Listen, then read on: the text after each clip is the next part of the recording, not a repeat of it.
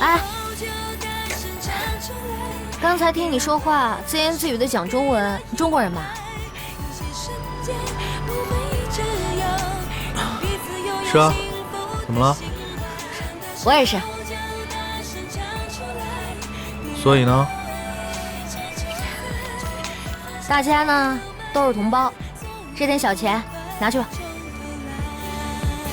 我知道异国他乡生活不容易，可你有手有脚的，只要有心，肯定能找到一份好工作。来，拿着，去买顿吃的，好好找一份工作，加油。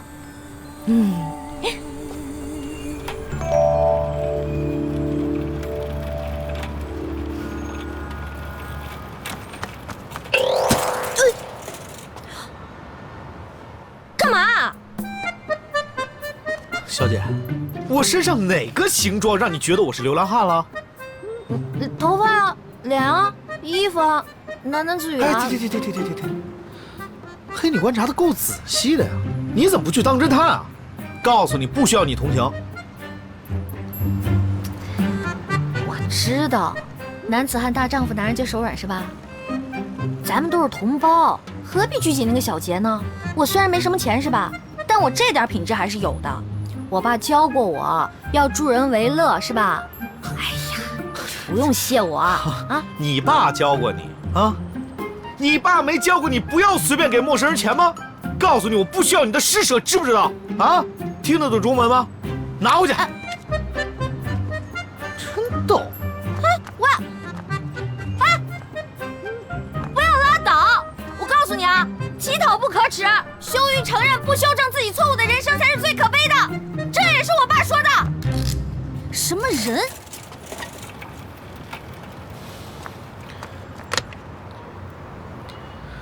今天本来就够倒霉了，我还特么碰上个疯子。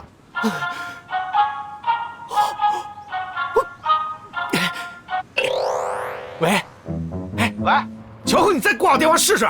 天地良心，我刚才被你妈是连下带审的。我跟你说个事儿啊，我那个电话你是不能再打了，电话都被你妈给没收了。你没出卖我在这儿吧？开什么玩笑？我是那样的人吗？那我妈现在状态怎么样？你妈还是那么严肃，我就没见你妈笑过。不过今天她好像心事重重的。哎，我跟你说啊，你得帮帮我，我的信用卡和提款卡全被我妈给停了，你得想办法救我。怎么救啊？我给你打钱过去，然后你妈发现了，再给我抓回来，这不是个事儿啊！这个也是啊，不能冒这个险。那就是嘛。哎，我说啊，你值当的嘛，不就是一场相亲吗？干嘛非要把自己整得那么惨啊？这是原则问题好吗？我现在刚毕业不久，还有大把的青春可以挥霍。我段天乐再怎么没本事，那至少爱情我得自己做主吧。好，就这个事儿，我在精神上100%的支持你，你就继续流你的浪吧。祝你平安，再见。喂。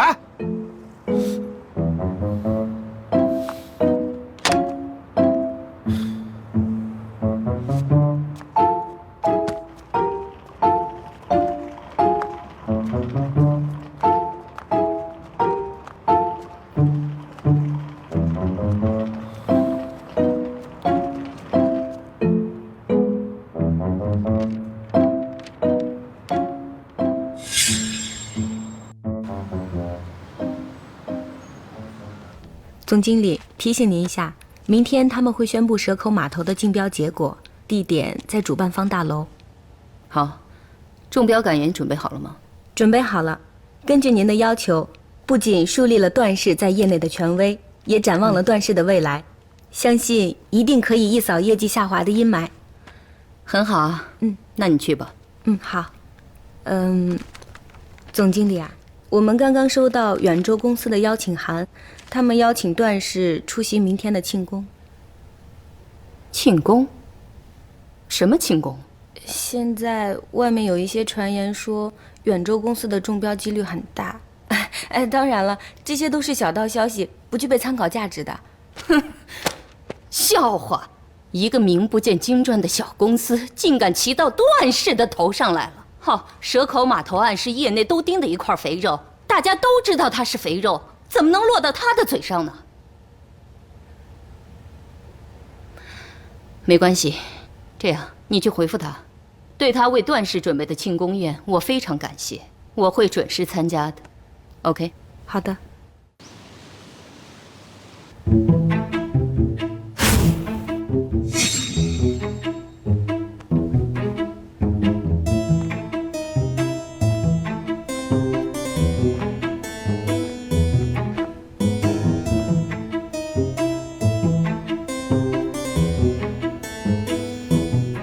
天意，宝贝儿子，起床换衣服啦！起床啦！啊，这起床！阿成的车都已经停在门口了，你快起来，我们一起去公司上班了。妈，我能不去？醒醒醒醒醒醒！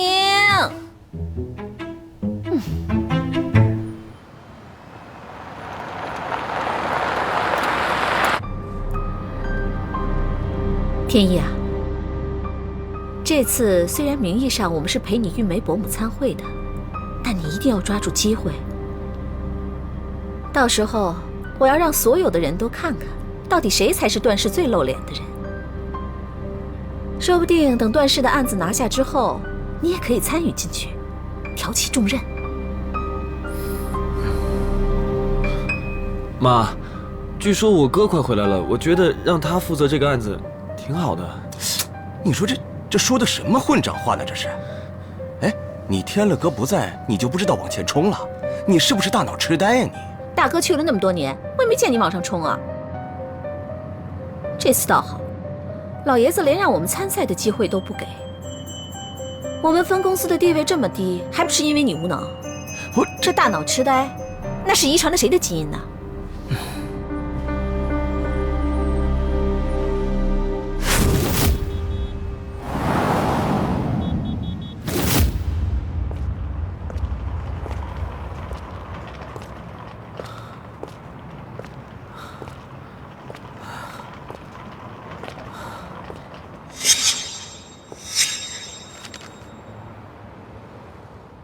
这里是不是有房子要出租啊？说希望租给中国人。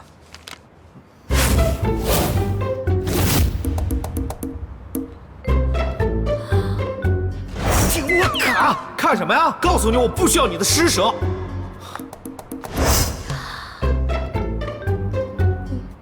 流浪汉，你有手有脚的，只要有心，肯定能够找到一份好工作。哎，哇！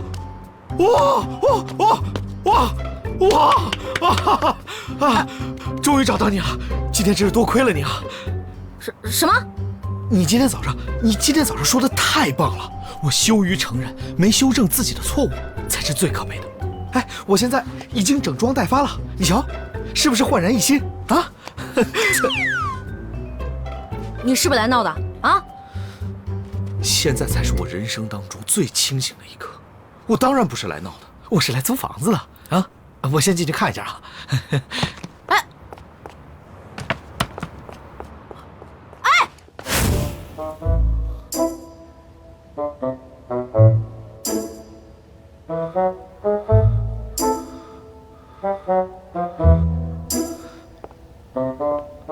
真要租房子啊？当然了，我语言沟通完全顺畅，颜值爆表，霸气侧漏，再加上我这个男人啊，比偶像剧的男主角还要更完美。哎，我就不明白了，为什么你还要质疑我呀？我该质疑的地方还多着呢。首先，你这身行头是不是偷来的？当然不是啦，我这个箱子里面装的全都是名牌行头，只有你想不到的，没有你看不到的。要不要我打开箱子给你看一眼？你穿什么跟我没关系。第二个问题，今天早上干嘛装乞丐？干什么的？有没有职业？我穿这一身，我像乞丐吗？不像啊。像我这种做大事的人，啊，什么职业、什么身份，对于我来说就只是一道枷锁，懂吗？哦，说的也是哈。不过你没有职业，你怎么交房租啊？我这里不是无业游民收容所好吗？麻烦你出去。我呢，出去，出去！等一下，看来我不说不行了。我实话告诉你，其实我是一个武林高手。啊？我是华山派第68代传人。因为江湖多难，人心险恶，师父派我到异国他乡修炼一门绝世神功。我周游了全世界，发现这里是个人杰地灵的好地方。今天早上，我在街上对电话亭拳打脚踢，即将要走火入魔，幸好你及时出现拯救了我，要不然我现在早已命归西天，一求无价宝，难得好房客。我相信这一切是最好的缘分。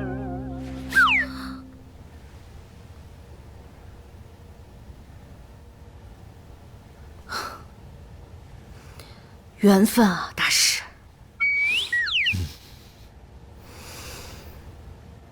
你当我白痴是吗？你还敢变得再假一点吗？其实我，放滚吧，牛宝宝！有多远你给我滚多远！其实我，像你这种人还自称是武林高手，连我一脚都挡不住。江湖要是靠你这种门派的纨绔弟子拯救的话，还不如让东方不败一统江湖呢。你欺负我是华侨，没看过《笑傲江湖》是吧？滚！还我说你这人有没有同情心啊？还说自己有爱心。你爸有没有教过你说乐于助人啊？啊？你早上怎么说的那么好啊？虚伪，虚伪，虚伪，假同胞。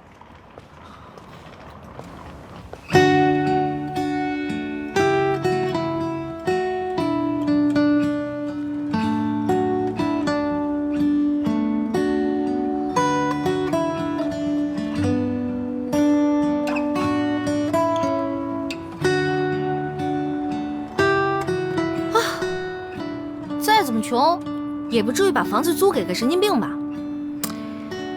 对的，钟宽宽，你的据点完全正确，你可不是没有爱心啊！因为你家里头已经有了一个麻烦的老爸，何苦再给自己找一个麻烦呢？对吧？对，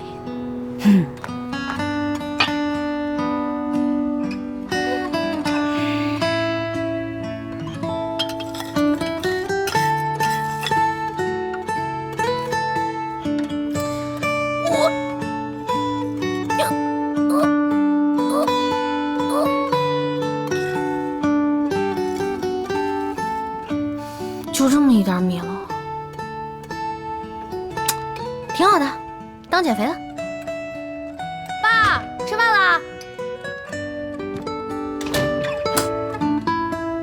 哎，爸，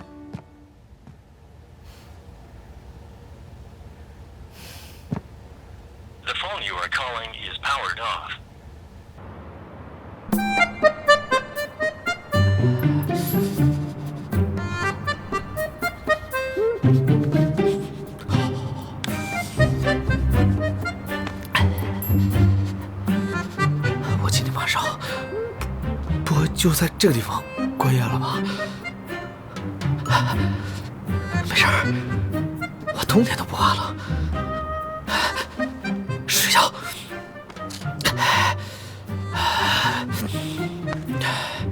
睡。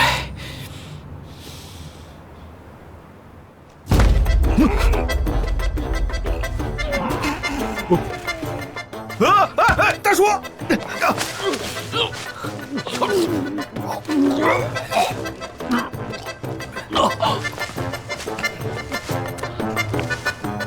大叔，您没事吧？大叔，有救了，有救了，有救了！你会说中文啊？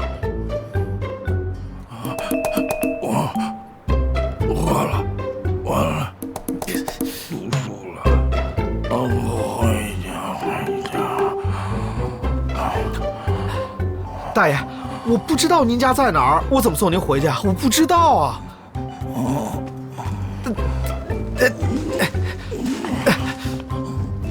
大爷，我今天本来都已经够倒霉的了啊！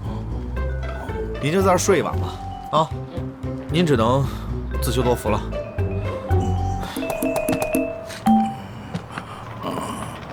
送我回家，送我回家，送我回家。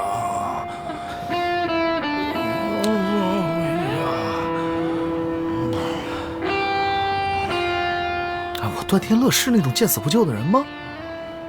可是派出所在哪儿啊？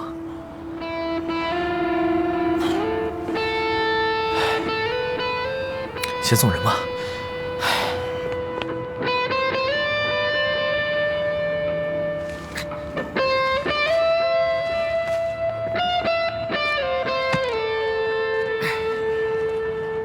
有人吗？有人吗？来人呐！爸，你怎么又喝多了？爸，不是你，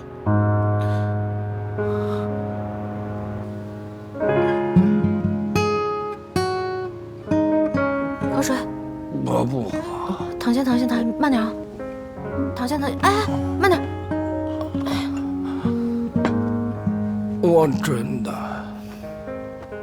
我真的不是故意撒谎，不是，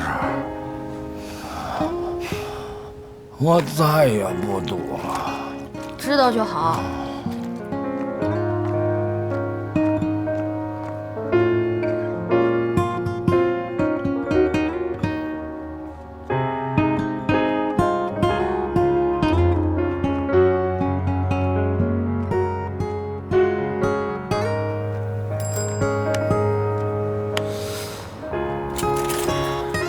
喂，你在外面干嘛呀？难道我要进去给你第二次机会把我赶出来啊？今天谢谢你了。不用客气，我就是来看看你爸是不是没事儿。我可不像某些人，说同胞必须要互相帮助啊，可到关键时候呢，是怎么做的？我走了。哎。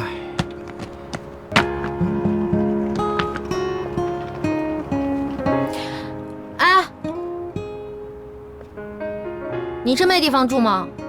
不然呢？你有钱付房租吗？没有。没有。很意外吗？我或许现在很穷，我也没想过我这辈子会有身无分文的时候。可是我身上还有很多的无价之宝，比如说我的帅气、我的开朗、我的讲义气，这些都有。再见。等一下，你要是可怜我的话，就大可不必了。就算我露宿街头，我也不愿意祈求任何人。我的人生我自己做主。真的吗？我还想天寒地冻的，想收留你一下呢。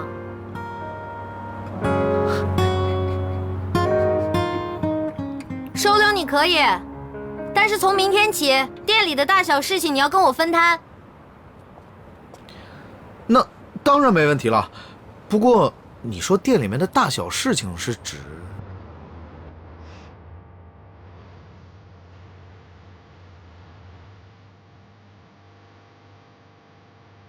我们家是开巧克力店的，但凡巧克力类的食品呢，我们几乎都在制作贩卖。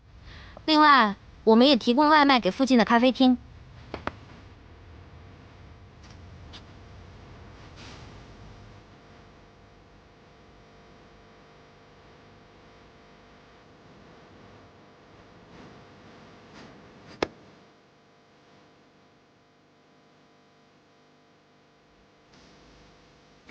巧克力最主要的成分是 cocoa，cocoa 树在希腊文的意思是诸神的食物，所以巧克力等同于是一种幸福的梦想。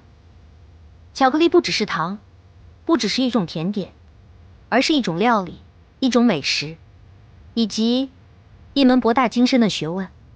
而那种均衡的微苦、微酸、微甜，混杂着香料般丰富富裕的芬芳而构成的奇妙口感，一起在舌尖上缓缓软化的浓稠美味，对我来说，就是爱情的滋味。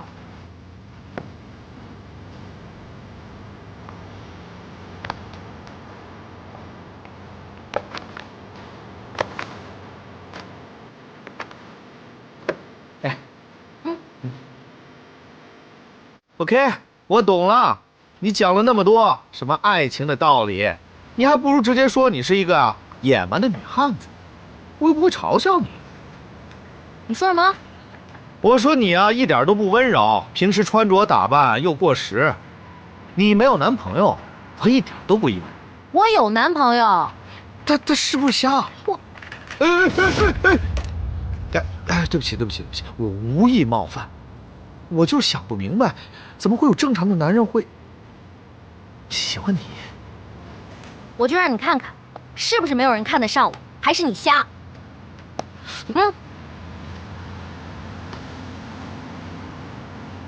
怎么样？你男朋友看着不瞎呀。我男朋友是华侨，长得像不像明星？看着人模人样的，这眼光……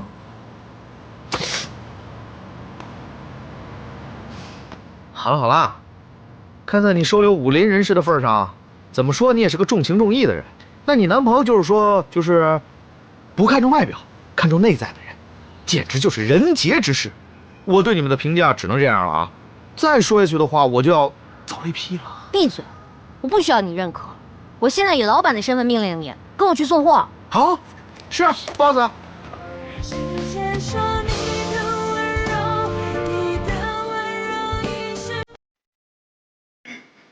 谢谢。对。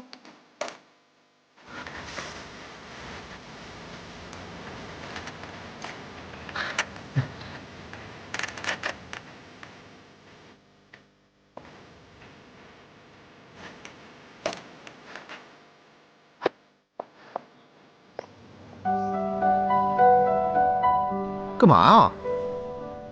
哎，你看，餐厅里坐着那个就是我男朋友，欧阳浩。你跟他约好了来这儿啊？我都说了我是来送货的，我是那种公私不分的 boss 吗？那人家怎么在这儿啊？这就叫心灵感应，懂不懂？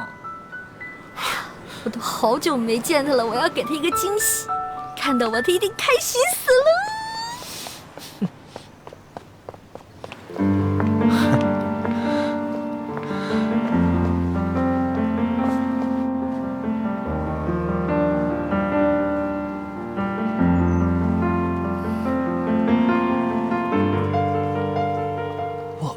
那是你男朋友？我就知道你骗我！你看见没有，人家干什么呢？啊，一白富美！哎，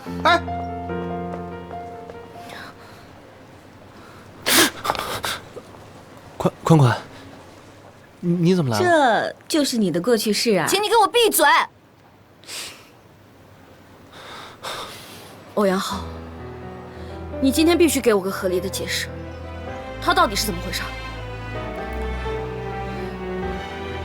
你说你功课忙，你让我做一个不黏你懂事的女朋友，我都答应你了。我这么信赖你，欧阳浩，为什么？你为什么要用劈腿来证明我对你的信任？我真是个笨蛋！宽宽，其实我一直想跟你说这事儿。说什么？说我在他面前就是你的过去是吗？欧阳浩，欧阳浩，你太过分了！去死吧你！越纠缠的在现实中为了显帅，不愿释怀，别给自己做让朱光华，那些荒唐的忠孝，死的让人无力去爱，彼此言语的交汇，都是无心无感的伤害。朱光华，别让自己掩埋，无非都是幻觉。朱光华，朱光华。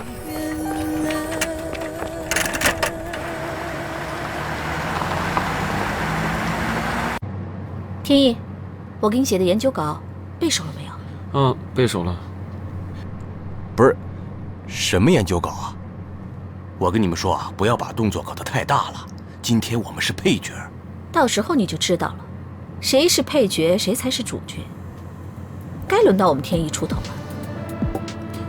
反正玉梅他们一定会拿下这个案子的。到时候，不管发生什么情况，你只管给我往上冲，反正人多，他们不会把我们怎么样。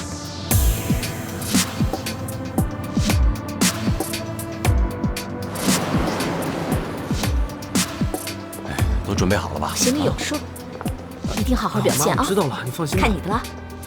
在公布结果之前，首先要感谢各个集团的参与。今天在座的各位啊，都是地产界的精英。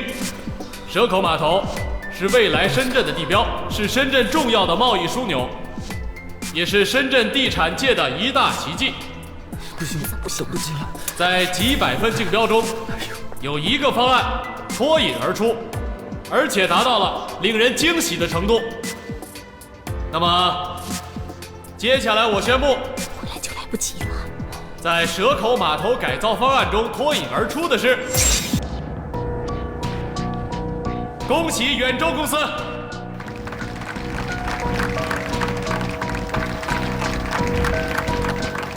蛇口码头改造的重任呢，今天就正式落在你们身上了。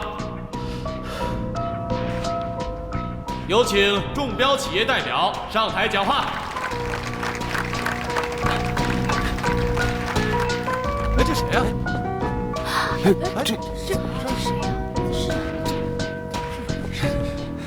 大家好，我叫段天意，在段氏集团中标的喜庆时刻，请允许我冒昧的讲几句，谢谢。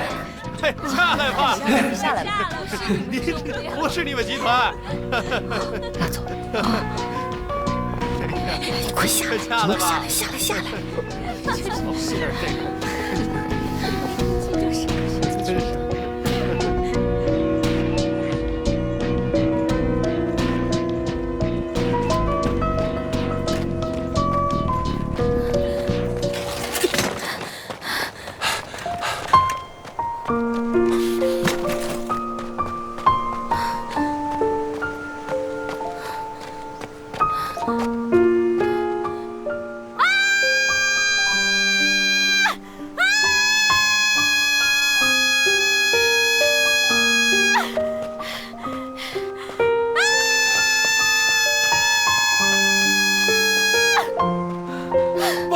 豹子，你别做傻事啊！啊！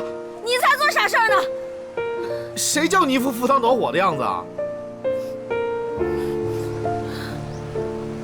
哇塞，你还会流眼泪啊？太丢人了！我前一秒还在你面前炫耀，后一秒就看你自己男朋友抱着别人，我还以为我就是他唯一呢。没想到人家已经把我给忘了。我这人吧，从小就糊涂。我上课的时候忘了带便当，下课的时候忘了带书包，钱包、笔记本、电话，我什么东西我都丢过。没想到，这次居然把自己最重要的东西给丢了。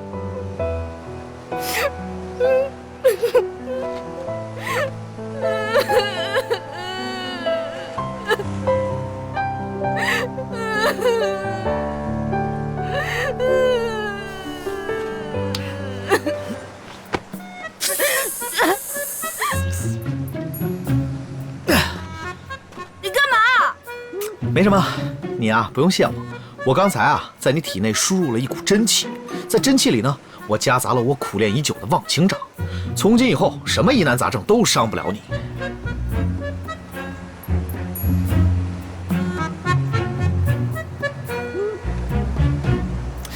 还挺管用啊，还差一点，等一下啊。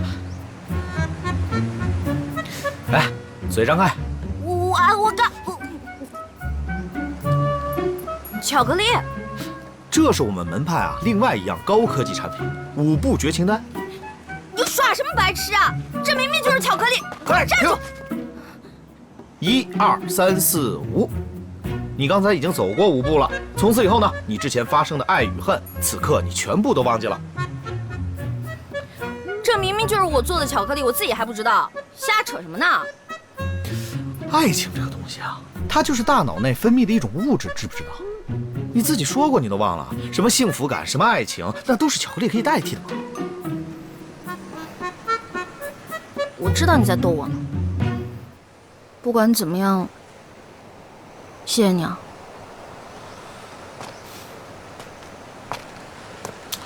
窗外是风，天空中的落叶一片片飘落。我问你一个特别简单的问题呗，你喜欢欧阳浩什么呀？我喜欢。我们俩15岁就认识了，在一起7年了。他身上每一点我都喜欢。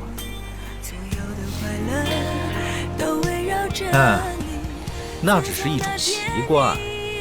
你习惯了自己的习惯，你习惯了欧阳浩在你身边的习惯。时间久了，你就认为啊，那是种爱情。其实你根本就不爱欧阳浩。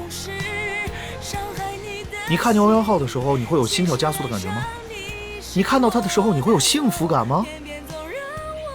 如果没猜错的话，你现在应该是不甘心的成分居多。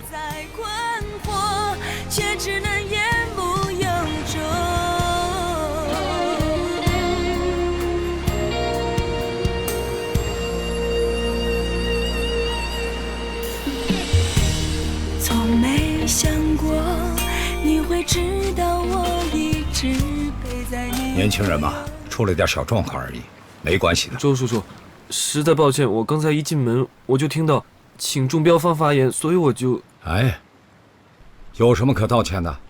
今天的事根本不怪天意。我们大家都知道，这次段氏是有备而来，连获奖感言都准备好了。你看，搞得我都不好意思了。不过按理说，上台发言应该是总公司派人。哎，怎么换成天意了？难道你们段氏各个部门的关系都那么融洽吗？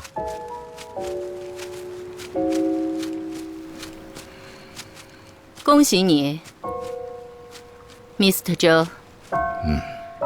段氏作为企业的前辈，看到远州的进步，自然是很欣慰的事。谢谢。如果你不介意的话，可否欣赏一下你们优秀的设计图呢？好啊。各位，今天的庆功酒会才是重点，我们将会把我们的方案拿出来与各位同仁分享。远州有能力带领整个行业进步和发展，大家相互学习嘛。各位，请。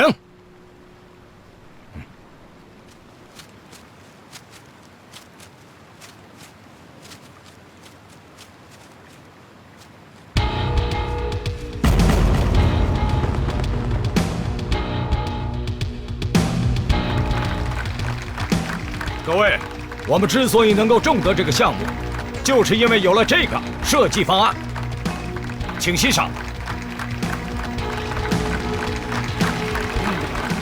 好，太好了。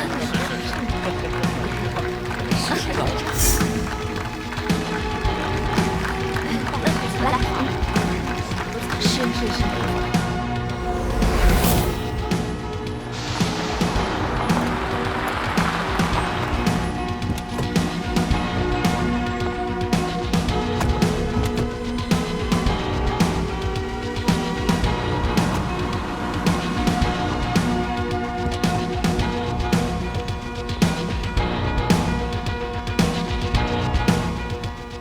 今天是怎么搞的啊？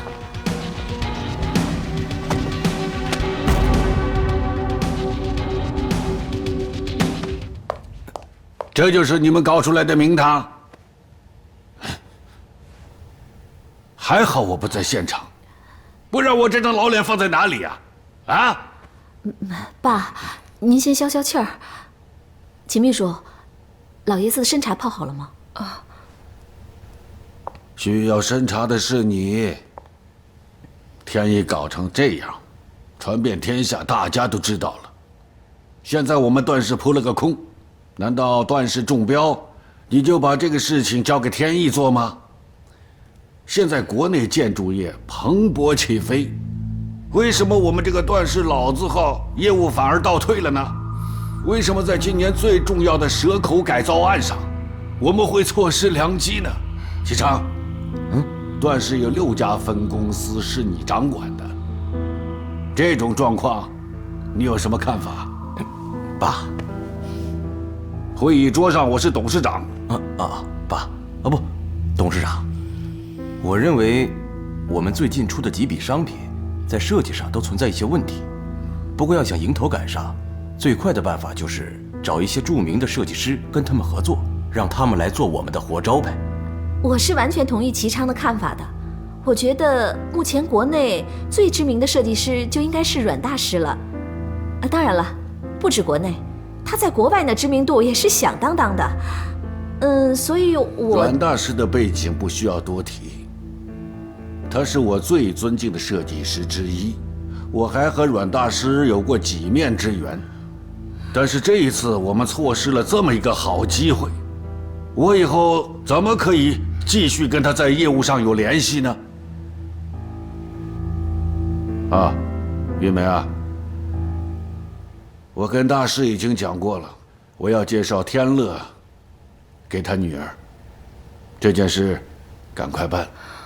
爸爸，恐怕这事儿一时半会儿上不了日程。天乐他，你说天乐他怎么了？是这样的，天乐一听说要安排他和阮家大小姐相亲，他就宁可挥霍青春，也不愿意听人的安排，所以他就想方设法逃之夭夭，离家出走了。到现在人都不知道去哪儿了。有这样的事吗？董事长，我会尽快联系上天乐的。那现在有消息了吗？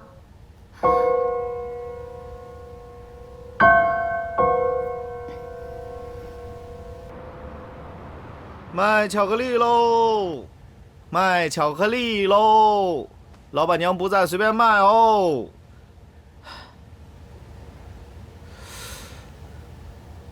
我堂堂段氏接班人，我在这浪费青春干嘛呢？算了，不管了，开心最重要。巧克力随便买，巧克力，巧克力，老板不在，随便买。巧克力随便买，老板不在，随便买。巧克力，你好，欢迎光临。钟伯，是你啊？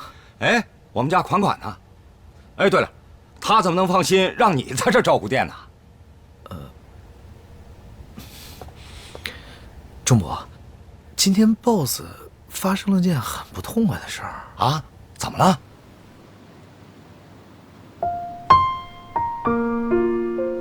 是不甘心吗？不是，一定不是。我干嘛听段天乐的鬼话呀？他没一刻是正经的，还鬼话连篇。他凭什么裁决我的感情啊？没错，我是喜欢欧阳。欧阳也只是一时的迷失，他还是在意我的。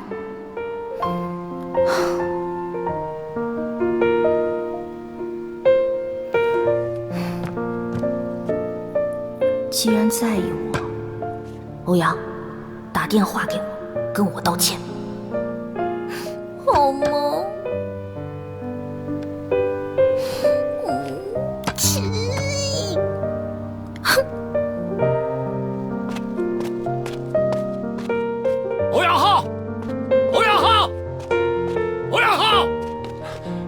钟伯，为什么欺负我家款款？我让你再欺负一个试试！我让你再欺负。董事长，我认为我们的当务之急应该找出我们这次失落的原因。我个人认为，这次不是我们的失败，可能是有些人在这里借力。继续啊。远州公司从一个名不见经传的小公司，突然跃到了行业的热点。我总是觉得有些蹊跷。酒会上我看了一下他们的设计方案，虽然我没有查到有什么不对的地方，但是我回看了一下我们的图纸，确实有异曲同工之妙。我们这次输给了小公司，确实是有些意外，但我们应该从自身找原因，而不是捕风捉影，去说一些没有证据的空话。启昌，我们目前确实没有什么实际的证据。但是，董事长，我现在正式申请对这件事情进行彻底的调查。继续调查，先不要搞出太大动静。我申请协助调查。你把自己的事情搞好，这件事很重要。玉梅，你全权负责。明白。好，今天的会议到此为止。你小心。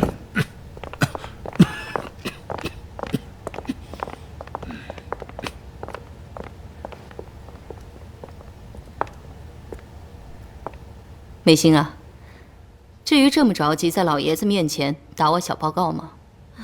我是不急呀，反正一向掌管公司业务的都是大嫂你，我跟齐昌管理的只不过是分公司，再怎么也不能跟你这个总经理相提并论呐。美心，我们是一家人，总公司、分公司都是一样重要，我从来没有分过轻重的。哎，对。哎，管理的业务量可能是一样的，可是我们每个人在老爷子心里的分量，那可就不一样了。说好听了，我们是分公司；说难听了，就是把我们搁在一边置之不理。哎呀，谁让老爷子那么喜欢你们家天乐呢？只要你一垂帘听政，庞大的家业不都是你一个人的？美心，你觉得你说话句句带讽刺，很爽是吧？是，美心，大嫂她说的。你给我闭嘴！我说错了吗？难道你真想在你侄子手底下讨生活？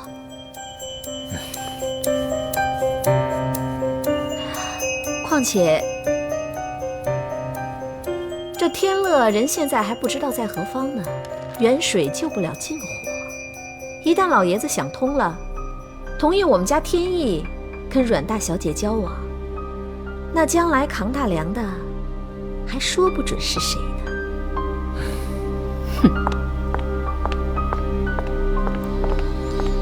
哎呀，美心，大嫂说的对，你这是……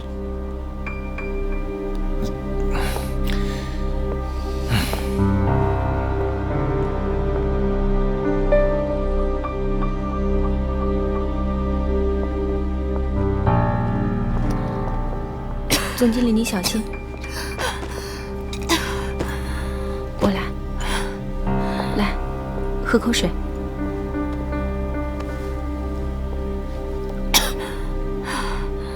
二伯他们一向视您为眼中钉，现在天乐不在，他们更是大展拳脚，您千万别放在心上。这天乐，即便是老爷子再得意他，也禁不住他这样玩失踪啊！你说他说的那混账话，就是他回来了，老爷子能不能原谅他，还是另外一回事。这段家也不是他一个人，他要是不想管也没关系，多少人想管呢？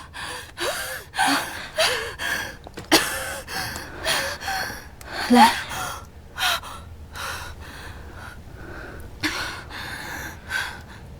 总经理，您身份富贵，您有哮喘病，千万别动怒啊！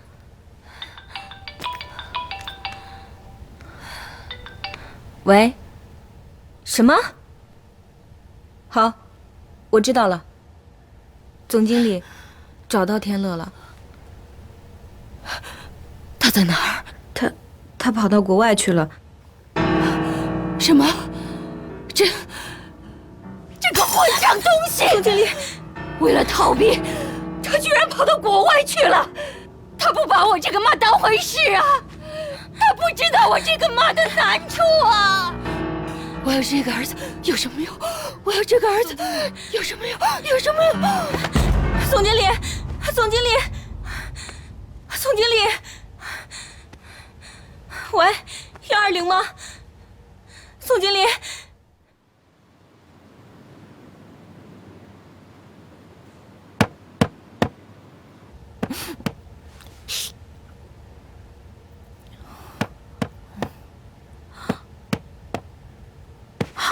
欧阳，来了，稍等，稍等。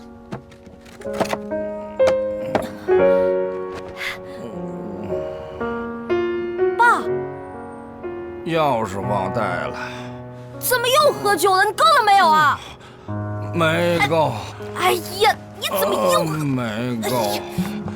哎呀，钟涛，你别老让我应付你的醉酒还有赌债，我是你女儿，不是你妈。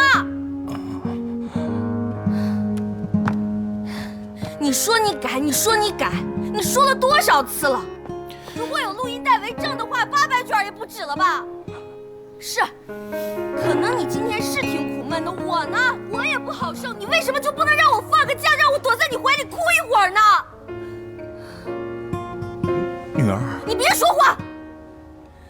以前妈在世的时候，你不是这样的，因为你对甜点的热情，我们才有了这家店。因为你的负责任，我过得无忧无虑的。为什么妈走了以后，一切都变了呢？你这是在折磨我们吧？女儿，咱不这么说好吗？你就是在折磨我吧？是因为我害死了我妈，是不是？款款，凌晨漫步在霓虹的街道，却忘记我们想要去的地方。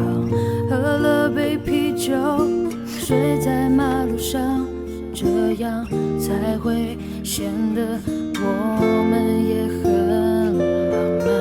你急促呼吸，我有一点慌张，闭上了眼睛，放下一切伪装。天慢慢亮了，你已不在身旁，留我一个人独自欧阳，徘徊。见面？找不到现在？你说的天堂，你是在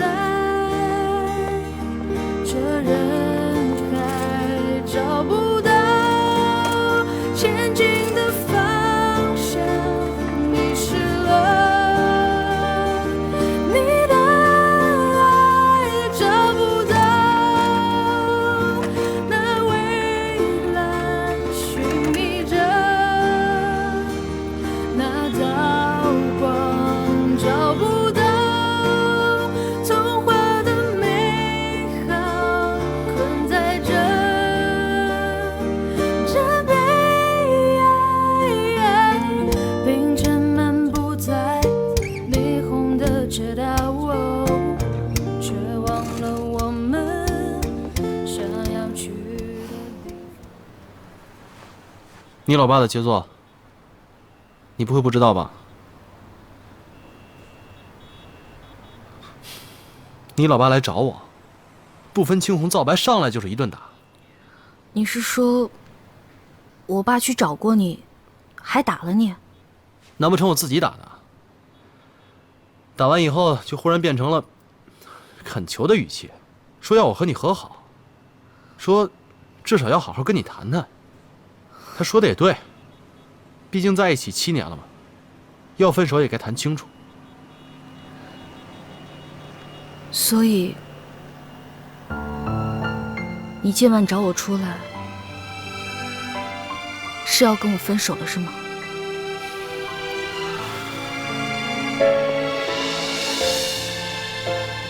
对我来说，和你之间的相处已经变成了习惯，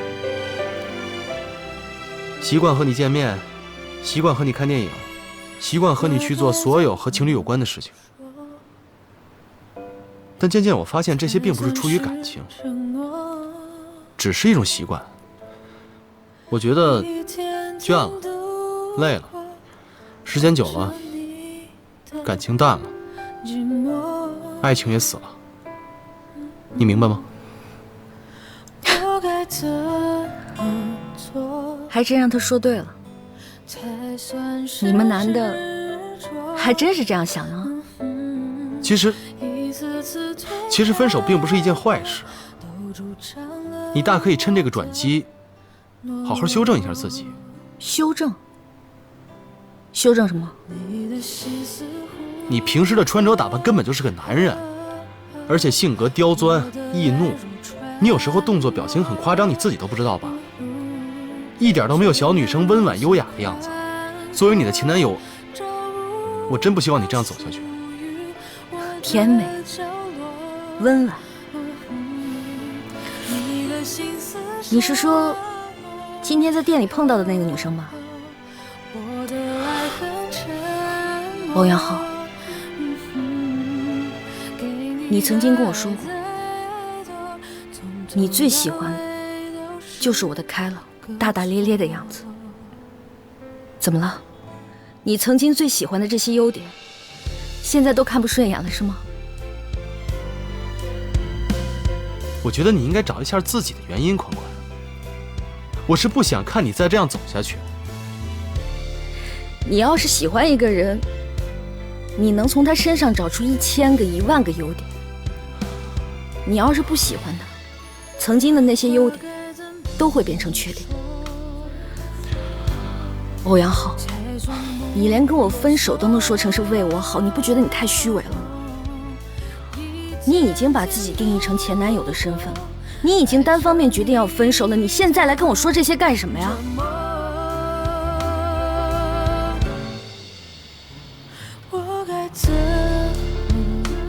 对不起，我不太会跟人分手。有人擅长分手吗？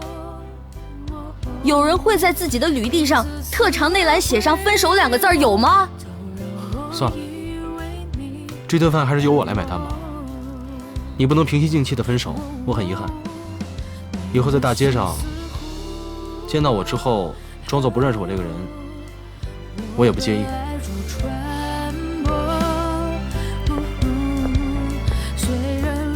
等一下。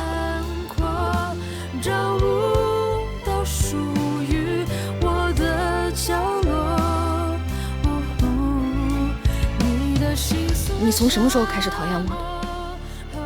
还是说，从头到尾，你根本就没有喜欢过我？你以前说的那些话，都是骗我的，是吗？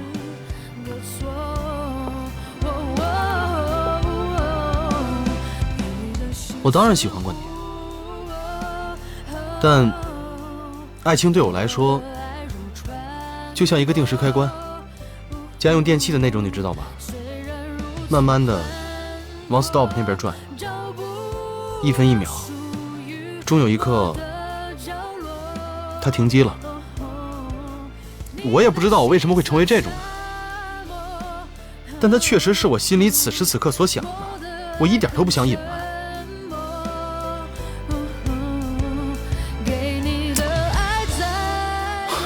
我是曾经喜欢过你，那个傻气却诚恳，迷糊却执着，斤斤计较，努力生活。我曾经对这样的你着迷，但是你，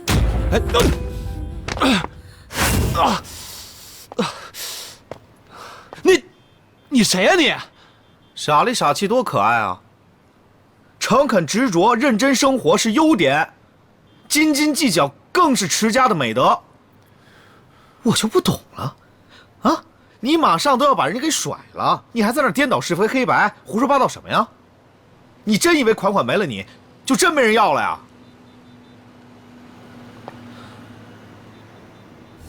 不要再犹犹豫豫，不想。你到底要折磨我到什么时候啊？啊，你就为了这么一个烂人？你就弃我于不顾吗？我有钱，有房，有车，有存款，可是为了你，我这些什么都可以不要。只要你一声令下，我马上可以为你去死。告诉我，我怎么样才可以得到你的心啊？不要说了，不要在这个烂人面前再说一个字。爱情里面是容不下沙子的，你相信我，只要你答应我，接下来的日子我会给你一辈子的幸福，让你忘了你的前男友。跟我走吧。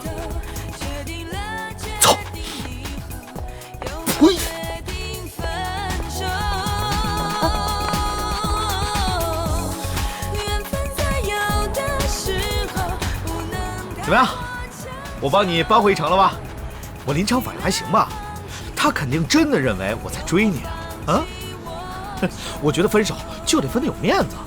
是好兄弟，什么都别说了，请我吃顿好的。谁需要你帮忙了？我说过需要你帮忙了吗，段天乐？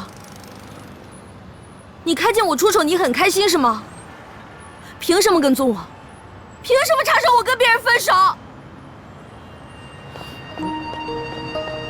钟管管，钟管管，钟管管，你等等我！钟管管，你等等我呀！钟管管，钟管管，钟管管，你等等我！钟管管，哎，钟管管，哎，下雪了，钟管管。它一点一点扎根在泥土中，从没想过你会知道我一直背在你左右。钟管管，钟管管，你看下雪了，下雪了，你看下雪了。都围绕着你，自从那天你遇见了他。哎，钟管管，不闹了行不行啊？啊，我今天都看你哭第2次了。今天什么日子？月10啊！刚才分手的时候不是挺坚强的吗？怎么又哭了呀？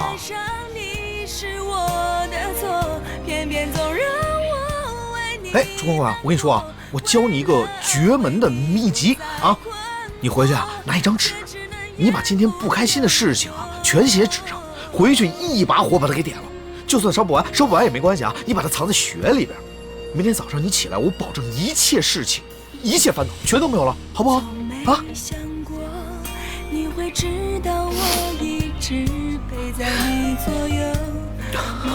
孤奶奶，我求你了，哎，你不哭了行不行啊？我求求你了，我段天乐这辈子最怕女人哭了，我求求你了。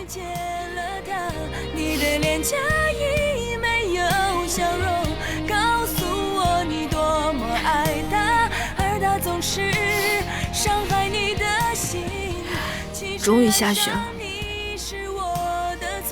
我等这一天等了好久了。去年我们就约好了，今年的第1场雪要一起看。没想到今天却成了我们的分手纪念日。不想再说，不想再说。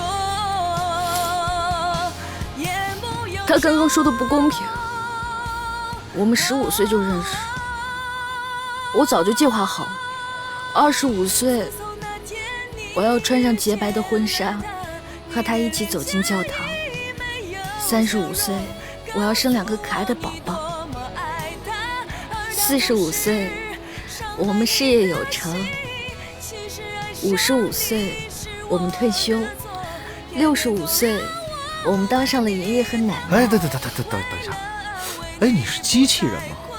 你为什么要用这样的方式来规定你自己的人生啊？啊？那为什么不是你15岁的时候认识他啊，然后用7年的时间发现这个人的品质是有问题的，果断分手？25岁之前又交了一个新的男朋友，有一段新的恋爱，这不也挺好的吗？你懂什么呀？你有认真规划过自己的人生吗？像你这种只知道自助旅行的背包客，根本就没有为自己的人生规划过吧？谁跟你说我只是背包客的？我就必须要把自己的人生规划清楚，因为在这个世界上我不是一个人，我还有爸爸。今天我爸为了我去找欧阳浩算账，我误会他了，还说了很多不该说的话。今天呢，钟伯去找欧阳浩，是我跟钟伯说的。我可不是故意的啊，是你们说话太大声了，我不小心听到的，而且我也没听到什么，我就是听到你害死你妈妈。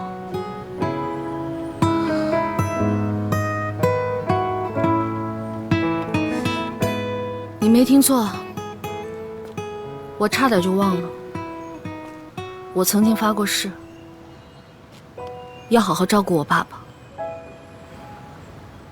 因为我妈的确是我害死的。在我3岁生日那年，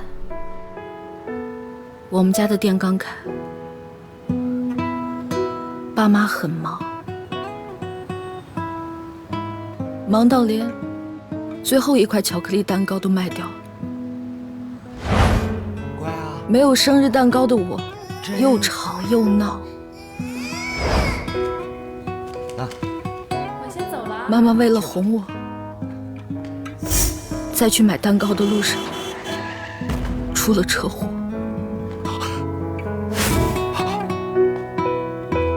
老婆，老婆。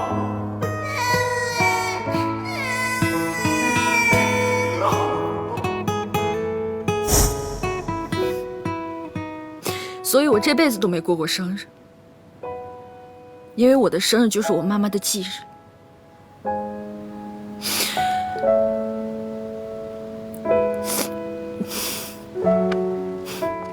可能你也不会懂吧，像你这种父母健在就想浪迹天涯的人，也许海阔天空才是你的梦想吧。其实你的世界才海阔天空啊，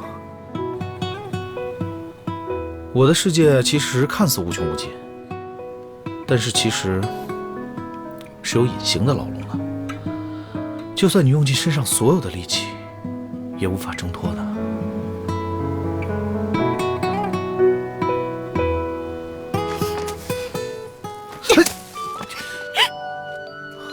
少给我来武林人士那一套啊！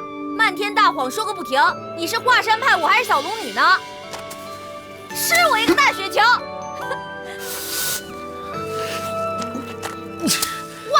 你怎么哭跟笑都在一瞬间啊？我告诉你，我不会让自己难过太久的，我可是很看得开的。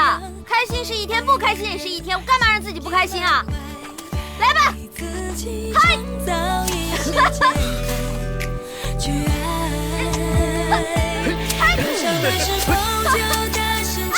看中别让快乐输给了阴霾，有些瞬间不会这样，让彼此拥有幸福的心怀。有唱的时候就大声唱出来，别让不爱遮住。你回去啊，拿一张纸，把自己不开心的事情全部写在纸上，回去拿个火把它点了，烧不完没事啊，你把它藏在雪底下。明天早上起来，我保证一切事情、一切烦恼全都没有了。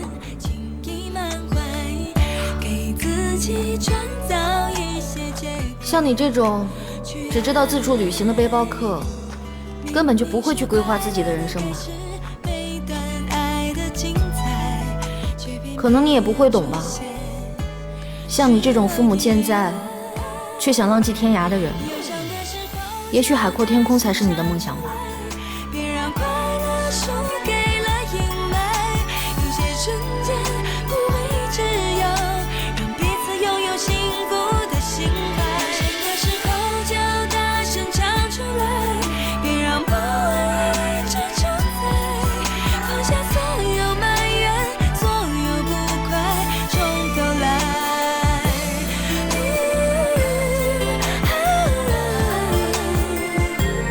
有时纯粹是意外，别离开，一定还有机会重来，拼尽全力击败所有意外。爱有时会让相爱的人彼此乱猜，有时无法重来。爸，你怎么还没睡啊？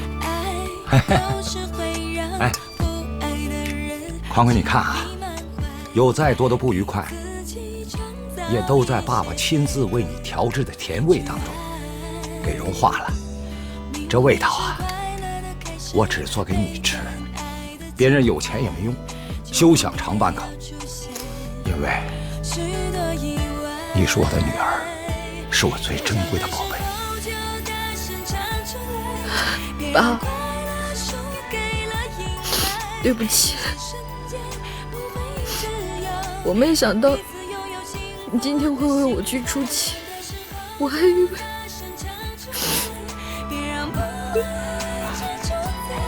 宽宽，爸没用，只能用这种笨拙的办法解决问题啊！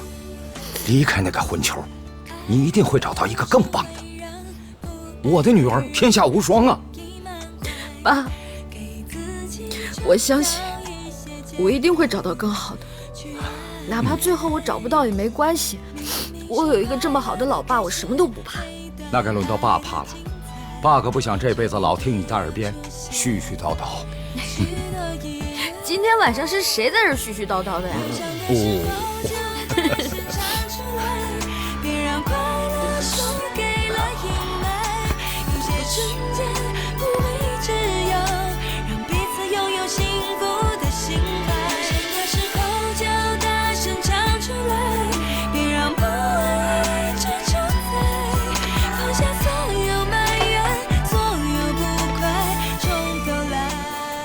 喂，你好，段公馆。喂，我是天乐。哎呦，天乐，家里没什么状况吧？你怎么现在才打电话来呢？夫人她……我妈怎么了？夫人她过世了。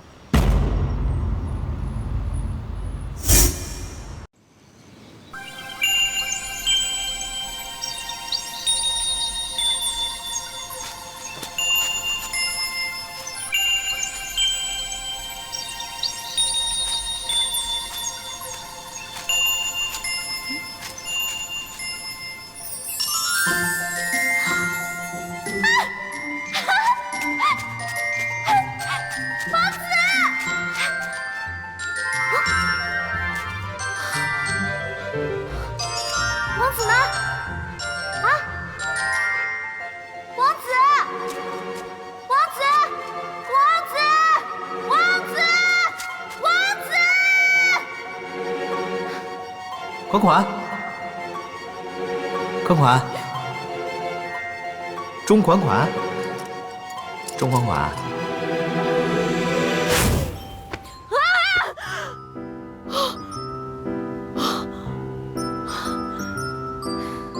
款款，你过来一下。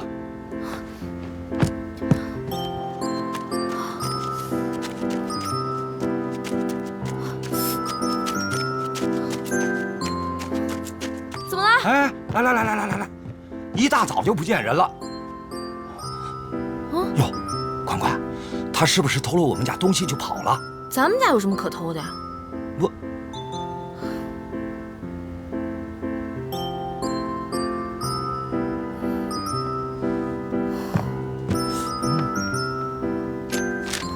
武林高人去也，有恩报恩，后会有期。真是的。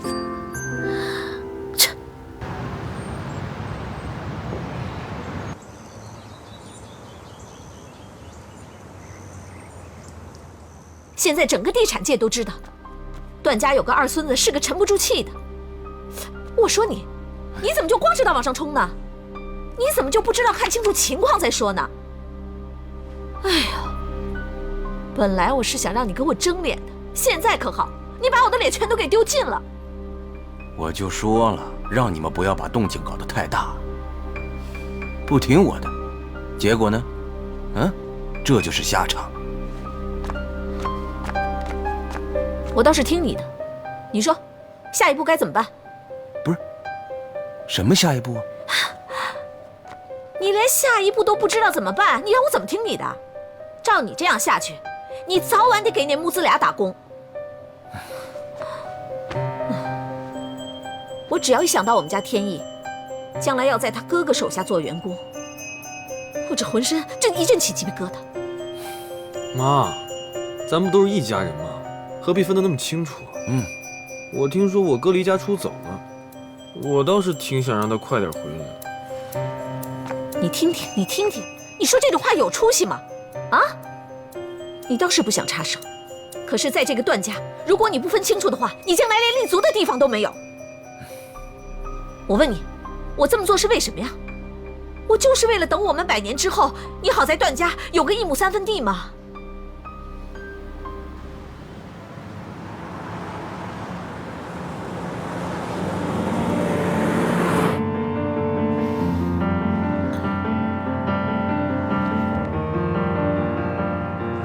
师傅，快点！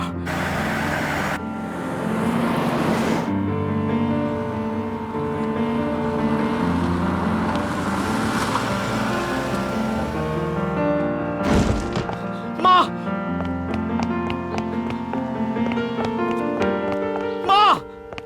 妈！天乐回来了。徐管家，徐管家，我妈到底怎么了？啊！夫人吧，这2天她就是……她到底怎么了？你终于肯回来了。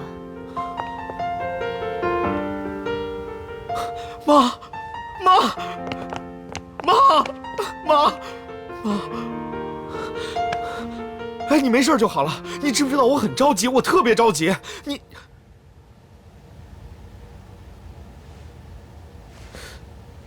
你没事啊？徐管家是不是你老奸巨猾，故意用这招骗我的？是我这样嘱咐徐管家的，不然你会乖乖回来吗？妈！你这种事儿能随便跟我开玩笑吗？不是的，天乐，前几天夫人真的是哮喘病发，真的送进了医院。好了，徐管家，这儿没你的事了。天乐，跟我过来。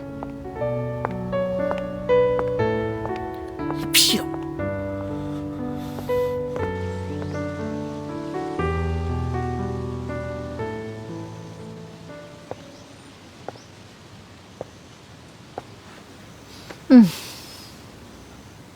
哟，你什么时候有吃饭看报纸这个习惯了？笨笨就。哎，这份报纸是老爷子每天都要看的，我特地订了1份儿。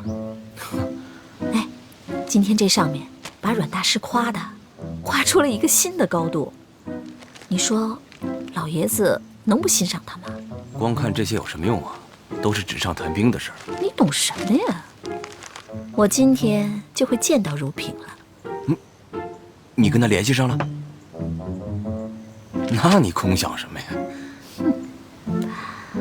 我早都已经安排好了，按照我的计划，今天下午就可以完美的偶遇他。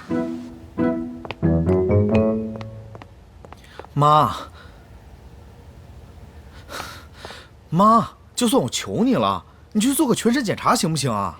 别把话题岔开，我自己的身体，我知道该怎么照顾。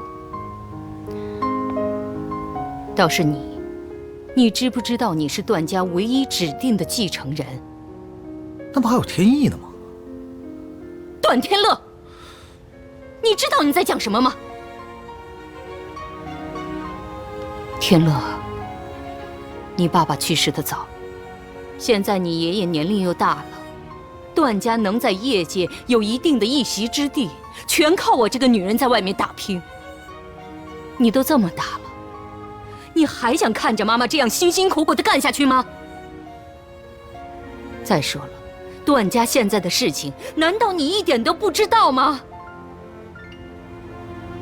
对于你，我们段家没有什么期望，我就是希望你别给我们丢脸。如果你连这点都做不到，你真的是对不起你的爸爸，也对不起段家的列祖列宗。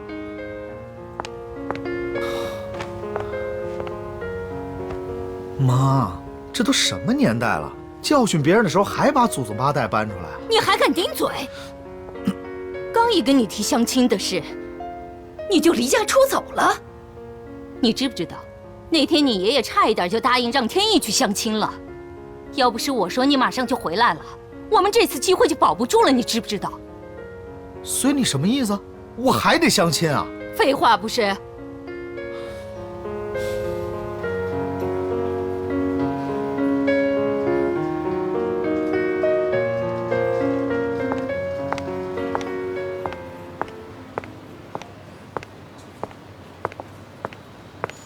您好，这衣服有人订了吗？这件衣服这位女士订了。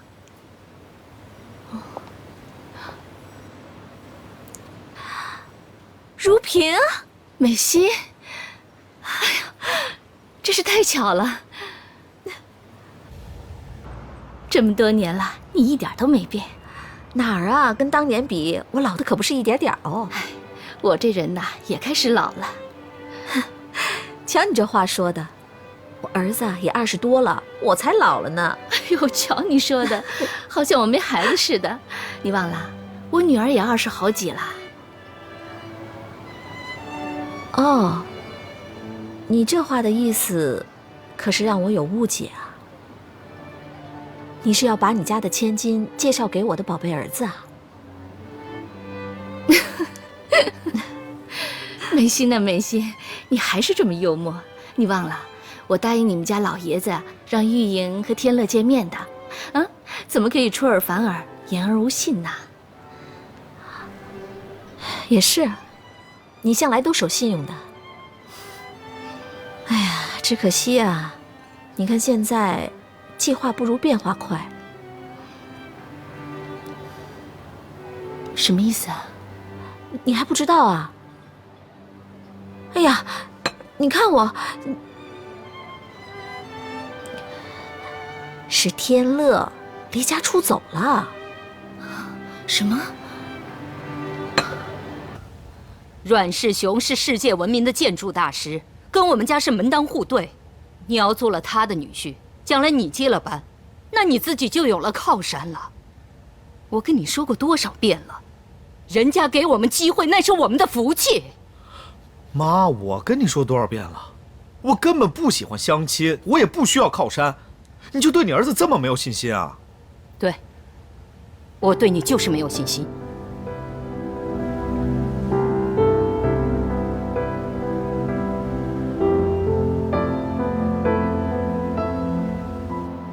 按理说我是段家的人，不应该跟你讲这些。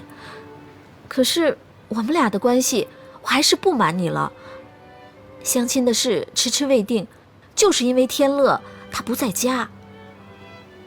我是想，玉莹是个女孩子，青春宝贵，总这么拖着也不是个办法呀。咱们俩都这么多年的关系了，我能不向着你们吗？天乐，这孩子呀，太不定性。还是我们家天意稳呐。我就在想，你如果见到我们家天意，你就会觉得，哎呀，他们俩简直是那么的般配。美心啊，你见过我们家玉莹吗？嗨，我是说，只要是你如萍的女儿，一定是大家闺秀，错不了。不过，现在让天意和玉莹见面，有点不妥。我觉得这件事还是从长计议，来日方长嘛。相亲就安排在明天。你作为段氏唯一指定的继承人，维护段氏的企业，从你一生下来就是必须接受的使命。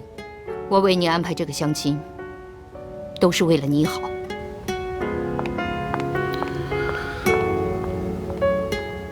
我当然知道，与生俱来，我就不是一般的人。一般人的快乐与眼泪，在我的世界里是享受不到的。嬉笑怒骂下，其实我多期望，有一天我也可以像他们一样。外面的世界何其精彩，对于我来说，永远都只是风景。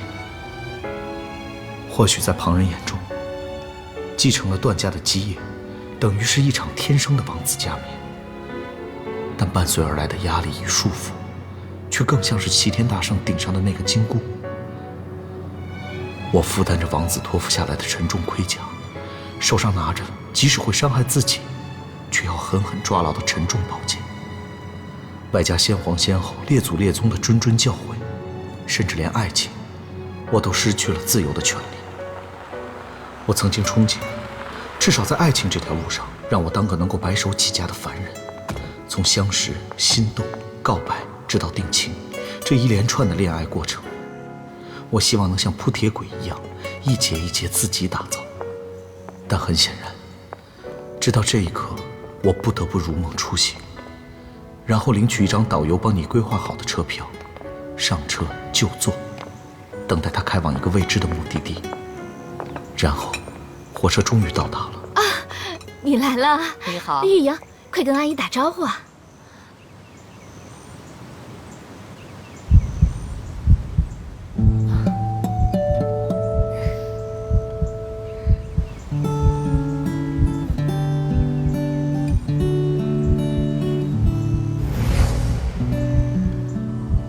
那一刻，有一支箭射向我，不偏不倚，直中心房。于是我知道，那个该死的弓箭手叫做丘比特。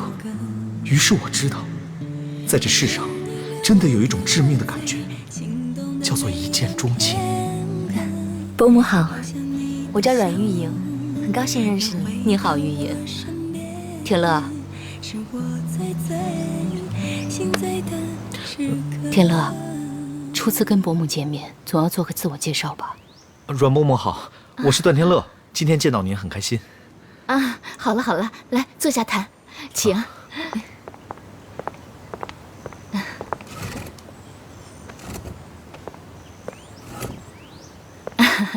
来来来，家里啊随便准备了一点下午茶，大家用啊。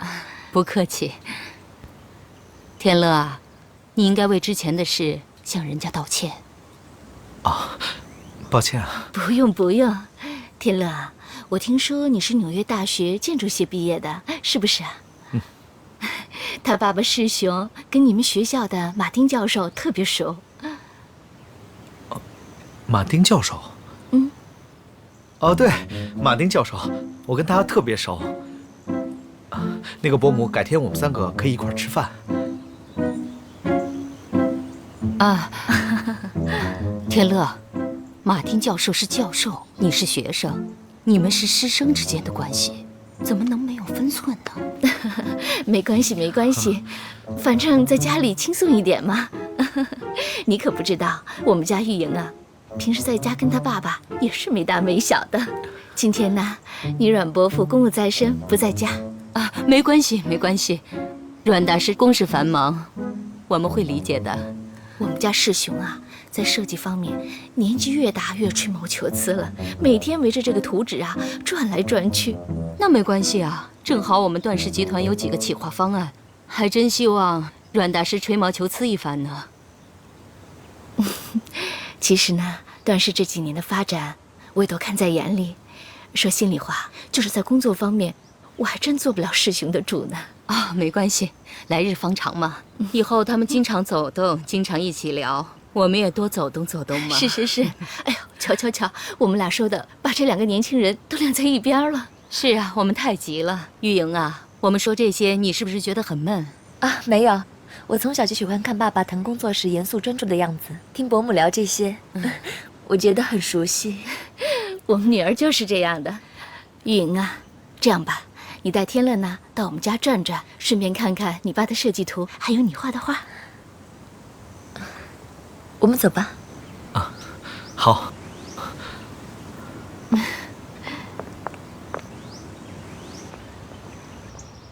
我在加州度假的时候啊，每天醒过来的第一件事就是拿着我的冲浪板，直接就冲到沙滩里面，等最大的浪来。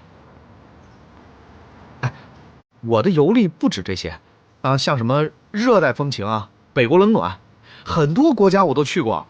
哎，前2天我刚从国外回来。奇怪啊，普通女生听到这些应该已经如痴如醉，眼中散发着饥肠辘辘的光芒，为什么她就是不动声色？你怎么了？怎么没话说了？啊？哦，我是在想有没有什么东西我忘说了。刚刚你已经说了弹琴、跳伞、听歌剧、冲浪和赏雪。据我对你们这些有钱公子哥的了解，你铁定还漏了到舞厅跳舞、玩名牌、跑车、换女朋友。那些绝对没有。哎，我是有理由的。我上次是因为去了哪儿？没关系，我根本不在乎这些，因为我呢，是个很清楚自己想要什么的人。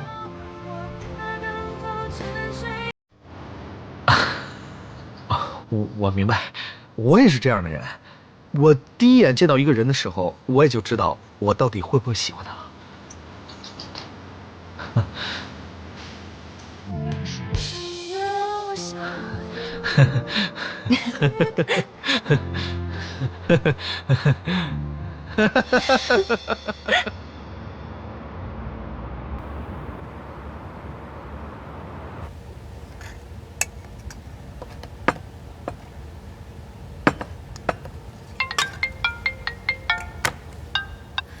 喂，你好。是。真的。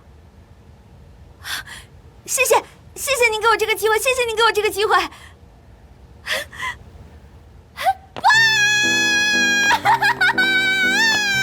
谁？谁打劫了？到底谁打劫了？怎么回事？有一个好消息要告诉你，一家新开幕的华人度假村在找甜品供应商，我常去送货的那家咖啡店老板推荐咱们了。哦，哇塞！好，那咱们竞争会不会太激烈啊？我想了一下啊，咱们只要通过企划部门的评选就行了。爸，这可是难得的好机会啊，一定要做出一款其他厂商没有的产品，来跟其他的供应商一决高下。老婆，我该怎么办？我终究还是没有能力把女儿照顾好。我要怎么告诉她，我把房子都赌输了？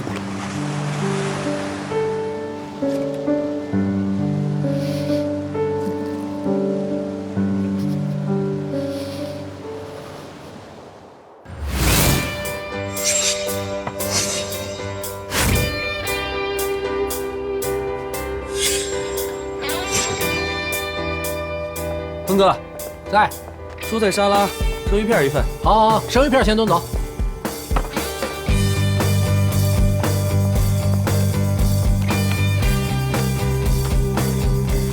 亨哥，哎，季节时蔬番茄肉酱面、铁板炒饭。好，知道了啊。你小子，你什么时候回来的你？我的红烧乔亨呢？你等着。说说吧，兄弟。我跟你说，要不是我妈出招把我骗回来，我还不回来呢。不过我昨天已经认了我相亲的宿命了。哎，结果呢？结果呀，风平浪静啊。不过有一个唯一不好的就是，又多了一个爱情的俘虏啊。我跟你说啊，其实相亲没那么可怕，可怕的是，在相亲的短短几个小时里面，你可以让对方直接就把你爱上。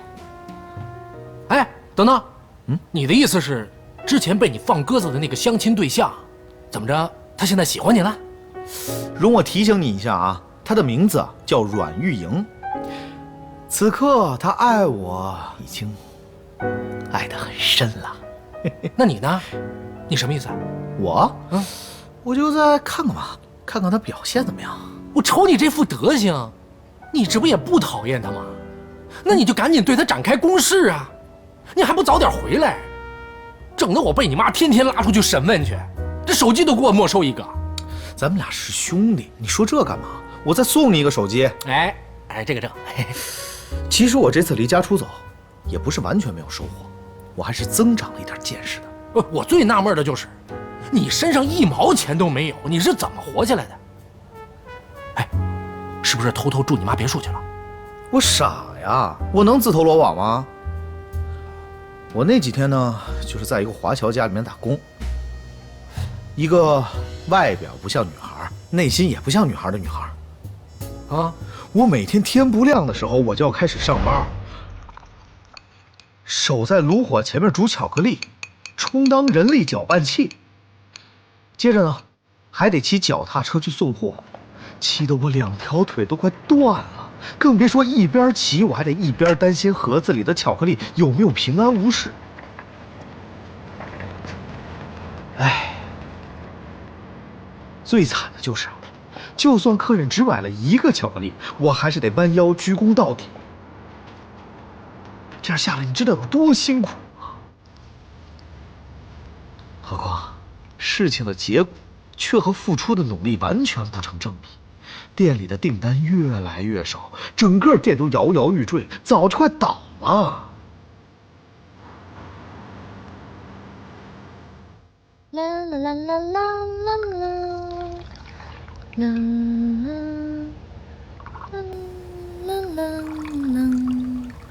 啦，爸，咱们家的店啊，最近越来越有起色了。现在天上又掉下来这么大一个馅儿饼，我有预感啊，我很快就能回学校了。绿勺，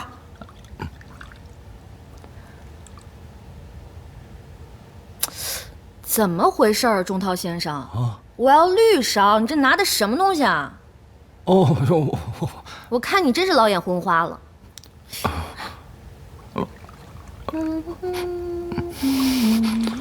款款，爸有个事儿想跟你说说。说呀。不敢说。说。你听我说啊，前几天他们非拉我去赌博，我们就一起喝酒，我肯定是喝高了。他们逼着我又没钱还他们，我就把咱们家的房子给赌进去了。以为可以骄傲的自我陶醉的相爱就爱，我不是小孩，已经忘了关怀，逃开了束缚和教条，终于可以挣脱开。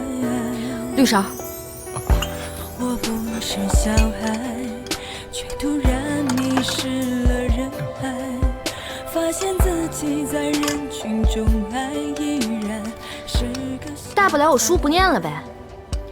等把那个度假村的合约拿下来，别说是1栋房子，就是8栋房子我也还得起。越迷茫越慌张，越纠缠的在现实中为了显帅，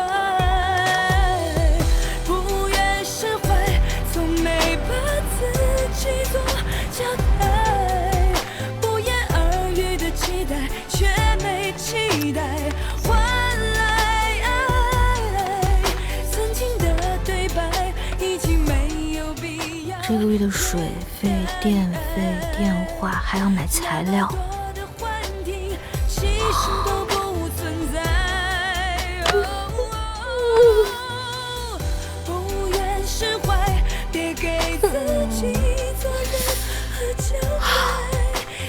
钟款款，你一定可以的，你一定能够拿到这个大合约，加油！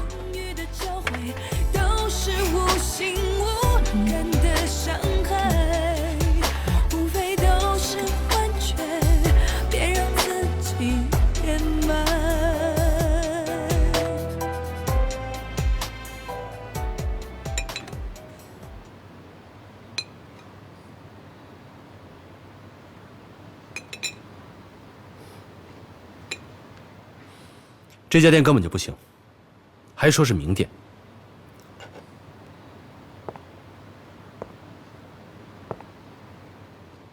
这2家则是敷衍了事，看得出不是手工制造的。至于最后这一家，水准还不错，但是缺乏特点，所以我们就跟最后2家签约，让他们轮流供应我们需要的巧克力。经理，我们为什么不单选其中1家呢？因为人难免都会有惰性。拿到了长期合约以后，很难保证品质不会改变。我要他们在供应期间继续竞争。好了，把巧克力都拿下去吧。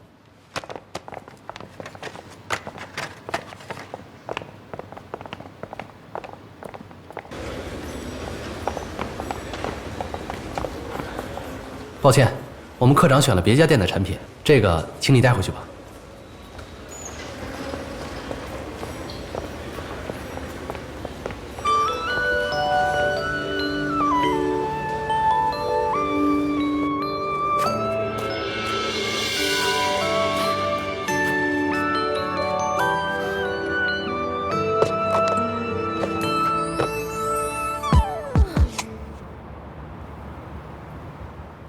么嘛，就吃了这么一点儿，这怎么能尝出味道嘛？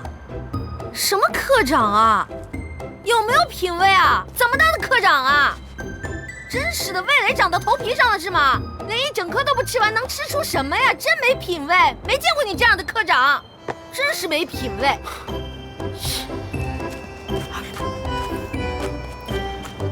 你是中国人啊？怎么？突然间吃这么多巧克力，血糖会升得很快，对身体不好。我们家的巧克力我爱吃就吃。原来是你们家的巧克力。刚才听你骂科长的，是哪个科长？还能是哪个科长？就是度假村中心企划课的科长。我看他们应该弄个造孽课，糟蹋美食课才符合他这个人。你跟他有仇啊？干嘛？哦，你是这个度假中心的职员嘛？你想去告状是吗？如果我是这个度假村的职员，你是不是就不告诉我了？正相反，有人帮我传个话正好。麻烦你帮我告诉那个科长，他这个人一点品味都没有。我看他是味觉失灵了才会选别人家的巧克力，不选我们这么好的纯手工巧克力。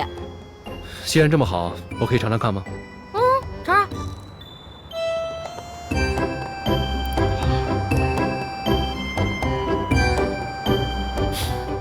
你们家的巧克力味道是还不错，可是缺乏特色。我们家的巧克力缺乏特色，这巧克力可是我不眠不休好几天没睡觉做出来的独门巧克力，好吃的让人想把舌头吞进肚子里，简直能诱发人的暴食症，懂什么呀？听你的意思，好像还有点恐怖啊。虽然大家都是中国人，语言相通，但也不一定会当朋友。大家萍水相逢，再会，不见。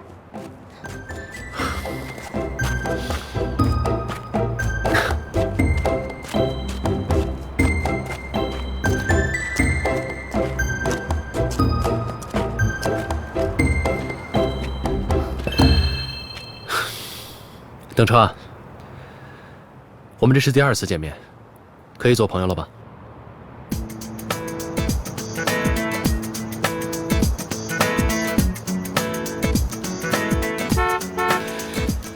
车来了。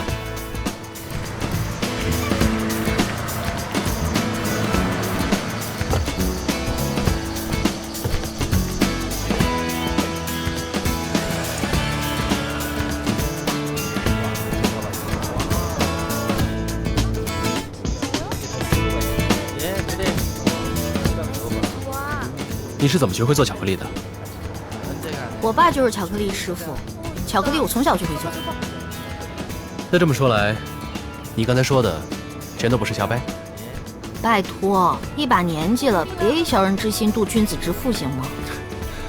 那既然你不介意跟我这个一把年纪的人做朋友，那你介不介意我去你家店里参观一下你的作品？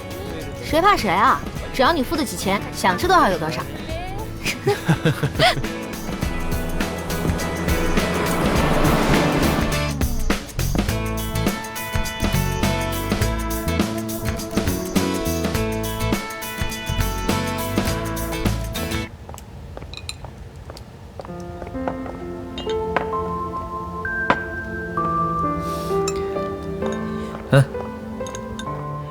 今天真是难得啊，全家人都在一起吃饭。爷爷，哎，来，给你吃一个芋头烧鸭。爷爷血压高，不能吃太油腻的。哎呀，爷爷，由二婶给你把关，我这煮熟的鸭子可就飞喽。来，天意，谢谢哥，就爱胡闹。告诉我，你相亲的结果怎么样啊？就是相亲嘛，还能怎么样？那阮师兄的女儿漂亮吗？爸，这玉莹不仅人长得漂亮，还落落大方、出入有礼，跟我们家天乐啊是天生一对儿。怕就怕人家看不上咱们天乐吧？胡说！凭我们天乐的学历、外貌、家世，还有什么可挑剔的？哎呀，爸，天乐的确算得上是天之骄子，不过对方也是阮世雄的独生女。放眼望过去，城里的那些富商名流，都巴结着想跟阮世雄结为亲家，竞争者挺多的。就是啊，就是。况且像这种大家闺秀，恐怕更喜欢稳重一点的男孩子。天意，来吃菜。谢谢妈。我哥从小就女生缘很好，我觉得玉莹肯定会喜欢他的。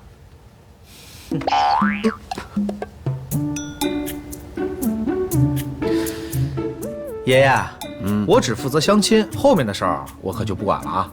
真会计较。哎，是不是没把握呀？我没把握还是他没把握呀？爷爷，我跟你说啊，以我这么多年的经验，我一看到他，我就知道他喜欢我。爸，阮师兄对我们公司的几个案子呢，都特别感兴趣。如果段家和阮家继续交往，再结成儿女亲家，我想我们的发展会更好的。那好，那爷爷就等着你娶这个漂亮的媳妇进门。能结成亲家自然是好事，可是，天乐，你可不能把这件事给搞砸了。阮家可是我们集团日后合作的对象，不能把人家给得罪了。美心啊，有你替天乐操心，我可轻松多了。都是一家人，这是应该的。我是了解天乐的，爸爸，天乐是咱们家的孩子，咱们自然知道他是有点顽皮，可是外人不了解，还以为他是纨绔子弟呢。我懂了。美心啊，你是怕阮家不了解我们家天乐，所以特别跑到阮家去，告诉阮家的人，我们天乐为了躲避相亲，离家出走了，是吗？啊？哎，有这种事吗？不是，爸爸，我也是最近因为相亲才跟他们聊了聊，我没想到美心跟她的老同学如萍最近来往的如此密切，是吧，美心？你就跑到阮家去，讲我们天乐的坏话啊？爸，也不是坏话。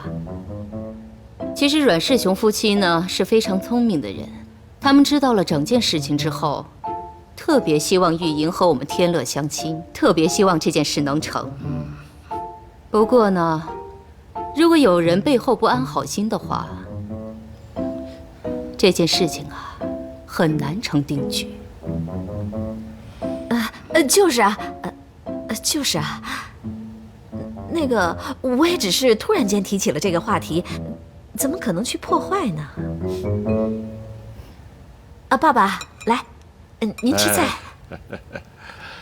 为了庆祝你生平第一次相亲成功，爷爷给你喝一个。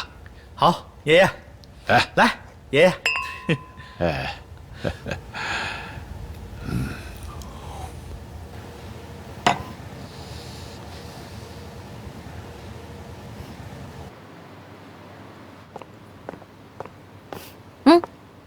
就这种巧克力。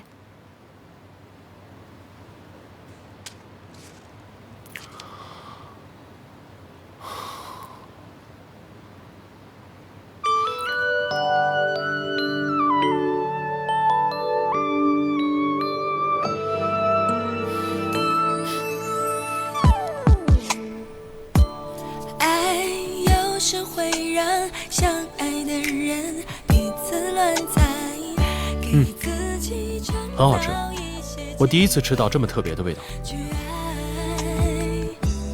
酸酸甜甜，是奇异果。奇异果呢，代表初恋的味道。奇异果的清爽补足了巧克力醇厚的部分。至于这个橘色的呢，橘色的部分是因为加了柑橘，柑橘的清香刚好配合了巧克力的浓郁。挺识货的嘛。你别看这两种巧克力的颜色长得奇怪，味道可是顶级的吧？的确是顶级。可是我在想，你为什么不拿这种巧克力去参加评比呢？唉，这两种巧克力啊，放在店里，客人都不肯试吃。那我想问你一下，你们店里的常客都是什么样的？就是附近商品街的婆婆、妈妈还有小朋友什么的呀。哼，那就难怪了。像你这种颠覆传统印象的巧克力，很容易遭到那些保守的客人的排挤。可是度假村的客人都是来自世界各地的，所以他们的接受能力与那些妈妈截然不同。你的意思是说，如果我把这个巧克力拿给那个度假村的科长试吃的话，他有可能会回心转意？非常抱歉，我想这是不可能的。为什么呀？因为我在下班的时候，已经把合同发出去了。你的意思是说，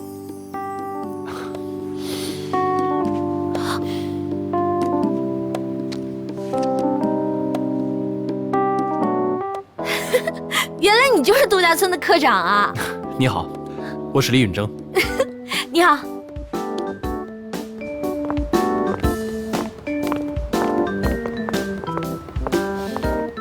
妈，二叔二婶他们怎么还不出来啊？别问那么多了，二叔二婶肯定被你爷爷留下训话了呗。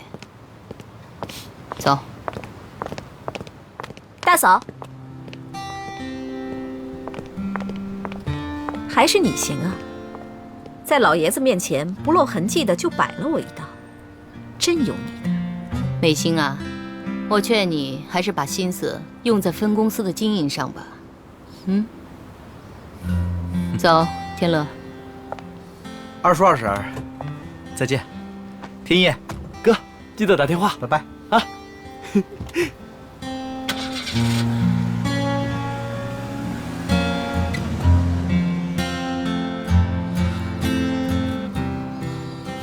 回家。妈，你知不知道你刚才特别帅啊？每次你唇枪舌剑一把照的时候，我都觉得那个时候特别崇拜你。哼，那你就早一点进入状态吧，总有一天呢，这场战争得轮到你上阵了。